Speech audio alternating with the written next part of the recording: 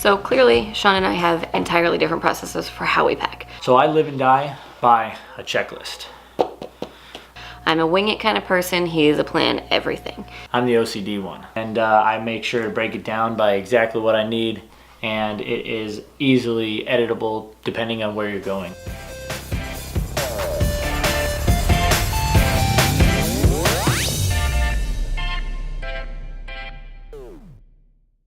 It does make my life a lot easier knowing that he's going to have everything prepared.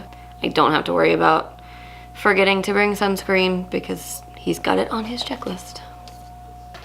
So some of the things that Sean has on his checklist, like luggage tags, Ziploc bags, trash for dirty laundry, binoculars. Why do you have binoculars on your list? What are we gonna use binoculars for? I don't know. Extra sunglasses, Tums, pain reliever, chapstick, sunscreen, aloe, a razor. Don't forget a razor. Nail polish, cologne, a beach bag. I have a little purse that I'm gonna put inside my big luggage so it doesn't count as one of my items, but that I have that to carry out on port when I don't want to carry a big backpack. A hat. I don't need a hat. Playing cards is actually a really good thing to have.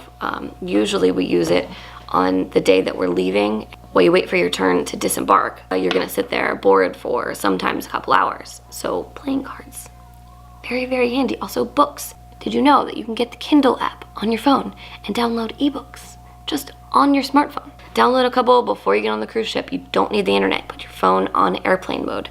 So you have several books without having to carry a ton of them.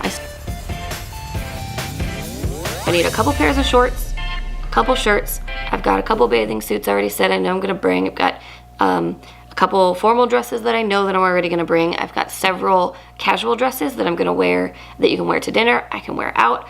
I can wear just walking around in Europe. I can wear it to the beach. Those are perfect kinds of things that you want to take for. I know that I need a pair of flip-flops, I need a pair of tennis shoes, I need a pair of flats, which I wear flats for everything. I have a pair of like dressy sandals, and then I have one pair of heels. One pair that just look good with everything. It's a little easier for a guy to pack because they just have t-shirts and shorts and dress shirt, good to go. It's fairly common knowledge that cruise, you're gonna have formal nights. What you wear for a formal night, there's a huge range of normal. You might walk in next to one guy who is wearing cargo pants and a polo, and the next guy's wearing a three-piece suit. One lady's wearing a floor-length ball gown, and the next one's wearing a sundress. It's really okay to be anywhere in between. If you don't want to be involved in the dress-up game, which I think is pretty fun, then you can avoid it altogether. No big deal.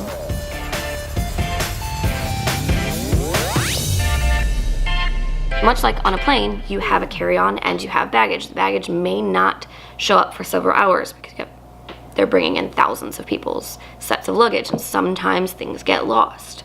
If it gets lost on the plane and you're going on a cruise, you may never get that luggage for that cruise, which is why cross-packing is actually really important. What I'm gonna go ahead and do, I'm gonna show you the process that Stacey and I go through to pack our bags and then cross-pack them. We are literally just a couple of days away, and now we have what is set up as all of our carry-ons and our checked luggage. I have an extra 4 outfits, and an extra bathing suit in his luggage and a pair of shoes, and he put some in mine, then no matter what, we're much more covered than we would have been otherwise. So cross-packing is really useful.